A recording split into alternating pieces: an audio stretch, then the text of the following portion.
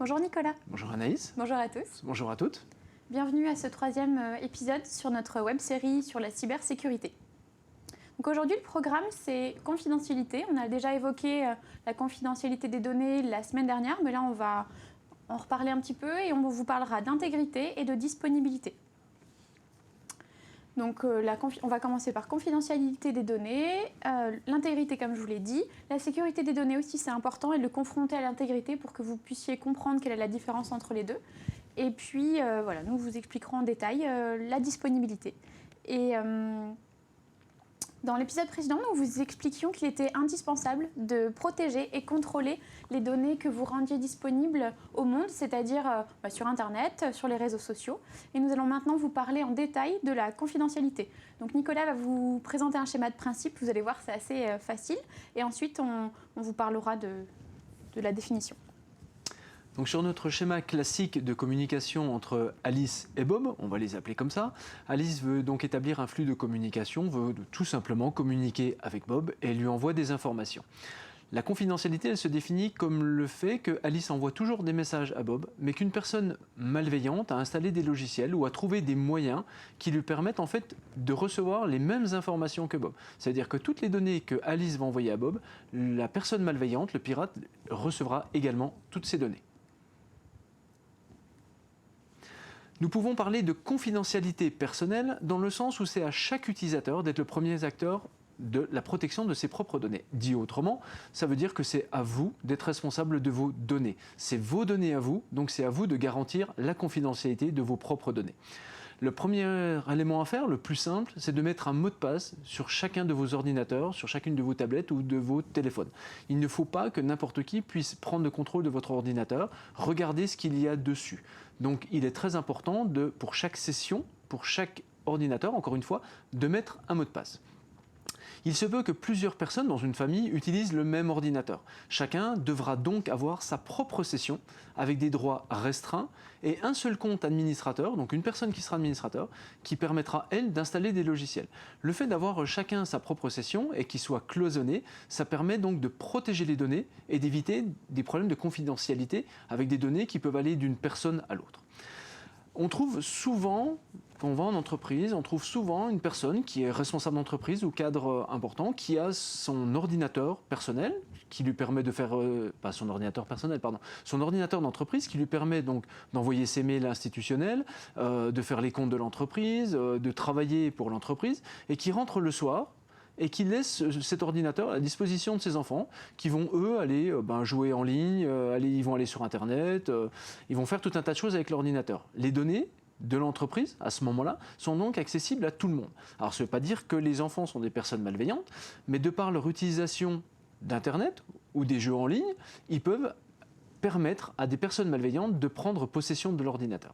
Alors l'idéal, le conseil que l'on donne, qui est idéal, c'est d'avoir un ordinateur pour l'entreprise et un ordinateur pour la famille. Alors on sait bien que ce n'est pas toujours possible, donc dans les cas où ce n'est pas possible, justement, il faut cloisonner les données, c'est-à-dire qu'il faut qu'il y ait des permissions d'accès qui soient mises en place pour chaque personne qui doit avoir accès à l'ordinateur. Donc un compte famille, un compte pour chaque enfant et un compte spécial pour l'entreprise.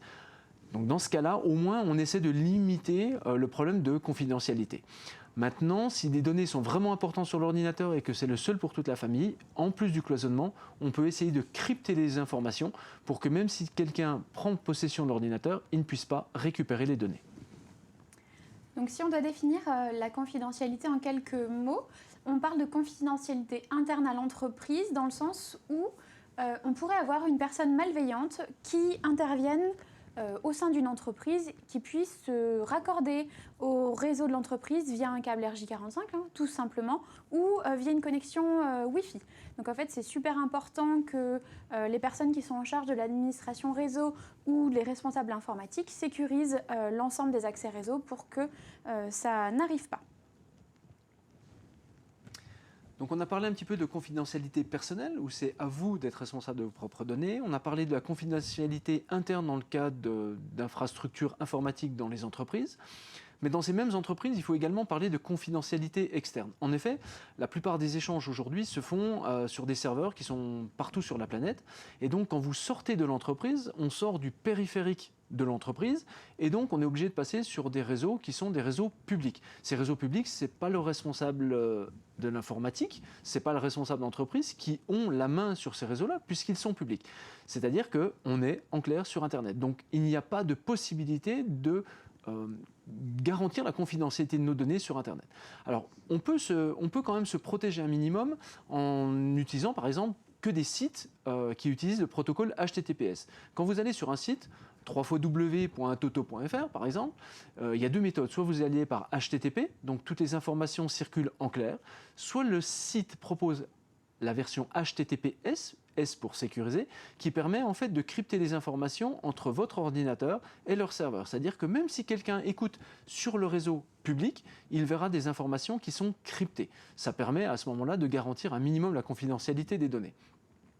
C'est très important de vérifier ça, que vous utilisez bien de l'HTTPS pour tous les sites de banque, les sites institutionnels, du gouvernement, des impôts et tous les sites de vente en ligne. Parce qu'autrement, ça voudrait dire que vos identifiants, vos mots de passe et éventuellement vos numéros de carte bleue transiteraient en clair sur les réseaux publics, ce qui serait quand même dangereux.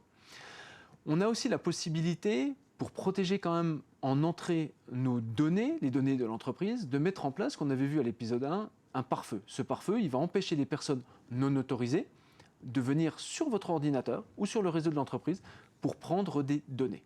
Voilà.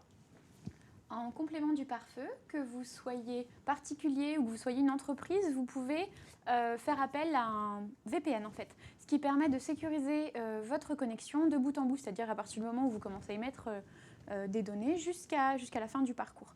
En fait, c'est super intéressant et ça s'est énormément développé dans le cadre du télétravail ces derniers mois, puisque ça permet de sécuriser n'importe quelle connexion de manière très rapide et sur n'importe quel support. Donc que vous soyez à la maison en train de travailler avec l'ordinateur du boulot, vous pouvez avoir une connexion sécurisée avec un VPN, ou alors si vous êtes en déplacement professionnel en tant que commercial dans une chambre d'hôtel ou autre, c'est pareil, le VPN va sécuriser vos connexions. On va maintenant parler d'intégrité des données. En fait, l'intégrité des données, c'est l'exactitude, l'intégralité et la cohérence globale des données que vous allez transmettre. Ça désigne aussi la sûreté des données, conformément à la loi RGPD que nous avons évoquée au précédent épisode. L'intégrité, en fait, elle est maintenue par un ensemble de processus, de règles et de normes. Donc, on ne les détaillera pas toutes puisque c'est quelque chose de très précis. Mais voilà, sachez qu'il y a énormément de processus qui maintiennent cette intégrité. Et ce qu'on peut retenir, c'est que quand l'intégrité des données est assurée, les informations stockées dans les bases de données, elles restent complètes, exactes et fiables. Et c'est-à-dire que vous allez pouvoir les utiliser de manière normale, peu importe le moment où vous allez avoir besoin d'y avoir accès.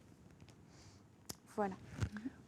Pour l'intégrité, on va reprendre notre schéma de principe avec toujours la communication entre Alice et Bob.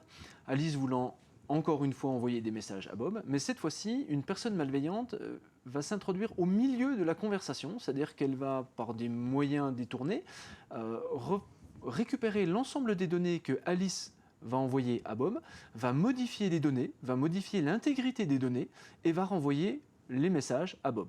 Donc Alice croit qu'elle envoie un message à Bob, Bob croit que c'est Alice qui lui envoie un message, mais en fait, il y a une personne malveillante au milieu qui va modifier l'intégrité des données, donc qui va modifier les messages. Si on peut compléter l'intégrité des données, ça fait référence à la fiabilité des données, à leur crédibilité tout au long de leur cycle de vie. Donc le cycle de vie, c'est en fonction du moment où vous produisez cette donnée jusqu'au moment où vous allez l'utiliser entre guillemets pour la dernière fois.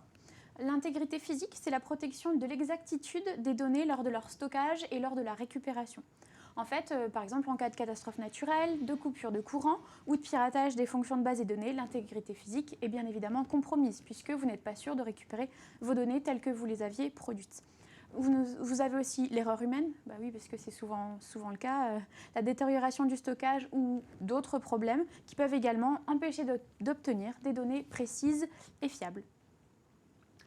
Qu'est-ce que va être la sécurité des données dans tout ce que l'on vient de dire et notamment par rapport à l'intégrité ? La sécurité des données, c'est un ensemble de mesures qui vont être prises pour empêcher la corruption des données. Cette sécurité des données va inclure l'utilisation de processus qui vont bloquer l'accès aux données aux personnes malveillantes et aux personnes non autorisées. Les failles de sécurité des données peuvent donc être mineures, comme elles peuvent être également majeures et entraîner de sérieux dommages. Si l'objectif de l'intégrité des données est bien de conserver des données qui soient intactes et le plus précises possible tout au long de leur cycle de vie, la sécurité des données, quant à elle, vise à les protéger, ces informations, contre tout type d'attaque extérieure qui pourrait mettre à mal cette intégrité. Vos données, elles ont une valeur. Elles ont une valeur par rapport à ce qu'elles représentent. Si quelqu'un vient modifier ces valeurs-là, on remet en cause l'intégrité de vos données et donc ça va poser des problèmes à la valeur et à la donnée elle-même. Donc la sécurité des données et la protection des ordinateurs et des systèmes d'entreprise est un enjeu qui est capital pour justement garantir l'intégrité de ces données de tous vos utilisateurs. Et il est donc bien important de comprendre que c'est à chaque entité ou entreprise qui propose de stocker des données pour vous, leurs collaborateurs ou pour des clients, c'est donc à ces entités, à ces entreprises d'assurer que l'intégrité des données ne sera pas compromise et donc de mettre en place tous les outils nécessaires pour assurer cette protection et donc cette intégrité.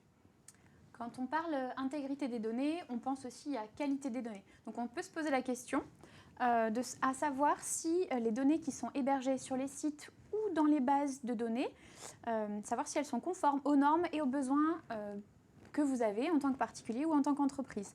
La qualité des données répond à cette question à l'aide d'un ensemble de processus qui mesurent l'âge, la pertinence, l'exactitude et l'exhaustivité et aussi la fiabilité des données.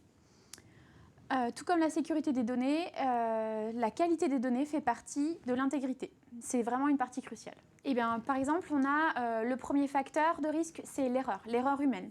En fait, lorsque les personnes ne saisissent pas correctement certaines informations, dupliquent ou effacent les données, effectivement, on a le risque que l'intégrité des données soit compromise. Ensuite, on a l'erreur de transfert. Un document peut être mal transféré quand vous le copiez sur un disque dur ou autre. Les bugs et virus, bah oui, parce qu'à cause d'une personne malveillante, les logiciels espions volent et détériorent vos données. Et ensuite, on a aussi le fait que les matériels peuvent être compromis. Les pannes d'ordinateur, un souci de serveur, et du coup, l'intégrité des données est compromise. Comment réduire les risques de cette modification de l'intégrité des données? Alors tout d'abord, on en a parlé, on l'a dit tout à l'heure, mais c'est extrêmement important de limiter l'accès à vos données ou aux données de l'entreprise uniquement aux personnes autorisées. Et ça, c'est quelque chose de fondamental. Qui doit avoir accès et à quelles données? Est-ce que quelqu'un qui a la production doit avoir accès aux données comptables de l'entreprise? Est-ce que quelqu'un qui a la logistique doit voir les comptes de l'entreprise ou les données financières? À vous de répondre à ces questions pour être capable de limiter l'accès aux données aux seules personnes vraiment autorisées. Ensuite, il faut valider ces données pour s'assurer qu'elles soient correctes quand elles sont collectées et quand elles sont utilisées. C'est un point aussi très important. La sauvegarde des données, on vous l'a déjà dit, on vous le redira, sauvegarder ces données est fondamental. S'il arrive le moindre problème et qu'on s'aperçoit d'un problème de modification de l'intégrité des données qui soient corrompues ou qui aient été modifiées, on peut réutiliser une sauvegarde et retrouver nos données originales. Donc la sauvegarde est un élément fondamental. Après, sur des systèmes d'entreprise, des systèmes un peu plus sophistiqués, avec des entreprises avec des responsables informatiques ou des structures plus importantes en informatique, il existe des systèmes qui permettent d'utiliser des journaux qui vont en fait suivre tout ce qui se passe sur les données. Est-ce qu'elles sont ajoutées, modifiées, supprimées? Comme ça, on sait ce qui s'est passé, quand et à quel moment. Il est aussi important dans les grands groupes de mener des audits internes régulièrement pour savoir s'il n'y a pas eu de modification des données. Enfin, il existe des logiciels qui permettent de détecter des erreurs sur vos données ou de modifier ces données. Bien évidemment, encore une fois, ces informations-là, enfin ces outils-là, sont vraiment à destination des entreprises et des très grandes entreprises. En fait, nous avons vu des notions d'authentification, de confidentialité, d'intégrité des données. Donc maintenant qu'on sait que nos données vont être exactes et on sait comment les protéger, on a une question à se poser, c'est est-ce qu'elles vont être disponibles quand on en aura besoin? Donc maintenant, on va parler de disponibilité. En fait, si on doit définir cette notion de disponibilité d'un système informatique, ça désigne la probabilité que ce fameux système informatique soit en état de fonctionner au moment où on en a besoin. Vous allez voir, c'est un taux, c'est un pourcentage en fait qui permet de répondre à cette question au niveau de la fiabilité et de la disponibilité. C'est un enjeu majeur en fait pour les performances et pour la compétitivité des entreprises parce qu'effectivement, imaginez un site de e-commerce, si son site web n'est pas disponible au moment où le client a besoin de faire ses achats, eh bien, c'est un gros souci au niveau ça peut avoir de graves conséquences financières et au niveau de perte de chiffre d'affaires. Du coup, on va se poser deux questions pour répondre à la disponibilité. On va se demander comment l'assurer dans un système informatique d'une entreprise et puis quelles mesures permettent de disposer d'un système informatique performant. Notre célèbre schéma de principe, avec toujours Alice qui veut communiquer avec Bob, toujours le flux normal de communication, Alice envoie des messages à Bob. Cette fois-ci, la personne malveillante, par quelques moyens qu'elle a trouvés et mis à sa disposition, elle va en fait bloquer le flux d'informations. D'une manière ou d'une autre, elle va arriver à ce que la communication entre Alice et Bob ne puisse plus se faire. Voilà le principe de la perte de disponibilité. Pour parler de la disponibilité du système informatique et de comment s'assurer que ça fonctionne quand on en a besoin, il faut surtout se souvenir qu'un appareil informatique, quel qu'il soit, ne peut pas fonctionner à 100% du temps. C'est-à-dire qu'il y a au moins une seconde, une heure dans une année où il va être non disponible pour cause d'une mise à jour, pour un souci de panne électrique, pour un souci, peut-être un facteur humain, hein, on en a parlé tout à l'heure. En fait, ce qu'il faut retenir, c'est que plus la disponibilité va être élevée et plus le système est jugé fiable et stable. La disponibilité d'un système informatique, c'est une notion qui est basée sur les probabilités, je vous le disais tout à l'heure, afin de calculer la fiabilité de divers éléments de l'infrastructure informatique. Deux notions sont à retenir. En fait, on parle de temps. On parle de temps entre les deux défaillances et de temps qui est nécessaire à la remise en route du système. Bah oui, parce que même si vous faites une mise à jour, à un moment donné, vous avez peut-être un laps de temps d'une heure où votre système n'est plus disponible. L'enjeu donc pour les entreprises est que la disponibilité de leur système d'information soit la plus importante possible. Comme vous l'a dit Anaïs, il faut que ce pourcentage essaie de tendre le plus près possible et atteindre le plus près possible les 100%, ce qui est quasiment impossible. La disponibilité va donc prendre en compte la fréquence, mais aussi la durée des incidents. Il est donc parfois nécessaire pour les entreprises de faire appel à des services d'infogérance, donc des services externes, qui vont permettre d'augmenter la disponibilité de leur système d'information en détectant les pannes, en proposant un service d'intervention en temps réel ou en palliant en cas de grosse défaillance, en palliant vraiment cette problématique et en prenant le relais de l'entreprise. Donc en parlant de course à la disponibilité, je vais vous donner deux exemples. Vous allez voir un qui potentiellement pourrait être à la base d'un acte malveillant ou d'un acte complètement hasardeux et ça pourrait se faire comme ça. Et un autre qui est dû à un événement qu'on ne peut pas maîtriser. En fait, le premier exemple, on est en période de fête de fin d'année et de Black Friday. Donc vous souhaitez faire vos achats sur un site de e-commerce bien connu. Avec des offres super, tout le monde se connecte en même temps puisque les offres sont limitées dans le temps. Vous imaginez bien qu'à un moment donné, il se peut qu'avec le nombre de connexions en un temps record, le site ne soit plus disponible, ce qui entraîne de la frustration chez le client potentiel que vous êtes, puisqu'au bout de la 3e ou 4e fois où vous essayez de valider votre panier et que vous tombez sur une page blanche, que ça ne se connecte pas, que ça n'avance pas, vous changez de site internet et puis vous allez acheter votre super téléviseur à écran plat ailleurs.